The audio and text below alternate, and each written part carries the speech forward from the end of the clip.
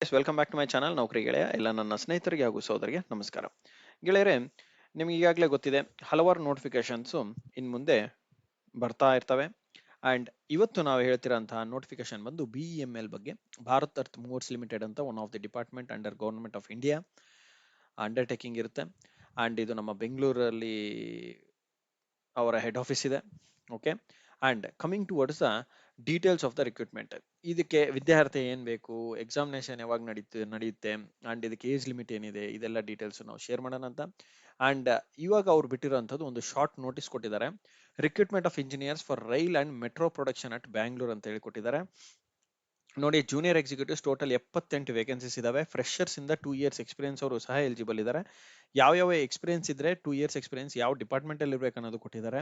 And junior executive ನೋಡಬಹುದು, BE or B.Tech mechanical ಇರ್ಬೋದು, production ಇರ್ಬೋದು, IE, EEE, ETC, ಇನ್ಸ್ಟ್ರುಮೆಂಟೇಶನ್ ಅವರು ಸಹ ಅಪ್ಲೈ ಮಾಡ್ಕೋಬಹುದು. ಓಕೆ, ಅಂಡ್ ಇದಾದ ನಂತರ ಅಡ್ವರ್ಟೈಸ್ಮೆಂಟ್ ನಂಬರ್ ನೀವು ನೋಡೋದಾದ್ರೆ ಇಲ್ಲೆಲ್ಲ ಮೆನ್ಷನ್ ಮಾಡಿದ್ದಾರೆ. ಅಂಡ್ ಎಕ್ಸಾಮಿನೇಷನ್ ಇದಕ್ಕೆ ಡೈರೆಕ್ಟ್ ಆಗಿ ಎಕ್ಸಾಮು ಇರುತ್ತೆ, ರಿಟರ್ನ್ ಟೆಸ್ಟ್ ಇರುತ್ತೆ, ಅಂಡ್ ನಂತರ ಇಂಟರ್ವ್ಯೂ ಮಾಡ್ತಾರೆ. Okay guys, and last date of application ಬಂದು 7ನೇ ತಾರೀಕು ಏಪ್ರಿಲ್ ಆಗಿರುತ್ತೆ. ಅಂಡ್ ಇದರ ಡೀಟೇಲ್ಡ್ ನೋಟಿಫಿಕೇಶನ್ ಇನ್ನೂ ವೆಬ್ಸೈಟ್ ಅಲ್ಲಿ ಅಪ್ಲೋಡ್ ಆಗಿಲ್ಲ. ಅಪ್ಲೋಡ್ ಆಗಿದೆ, ನಾನು ಅದನ್ನ ನಿಮ್ಮ ಮುಂದೆ ತಗೊಂಡ್ಬರ್ತೀನಿ. ಅಂಡ್ ಇದರ ಲಿಂಕ್ ಸಹ ನನಗಿನ್ನೂ ಸಿಕ್ಕಿಲ್ಲ, ಬಟ್ ಅದನ್ನು ಸಹ ನಮ್ಮ ಡಿಸ್ಕ್ರಿಪ್ಷನ್ ಬಾಕ್ಸ್ ಅಲ್ಲಿ ಅಪ್ಲೋಡ್ ಮಾಡಿರ್ತೀನಿ. ನನಗೆ ಸಿಕ್ಕಿದ್ದೆ, ಇನ್ನೊಂದು 2-3 ಡೇಸ್ ಅಲ್ಲಿ ಅಪ್ಲೋಡ್ ಮಾಡ್ತೀನಿ.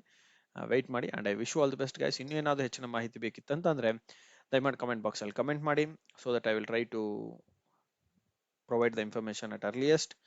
And I wish you all the best guys. Take care. See you in the next session. Good day. Bye.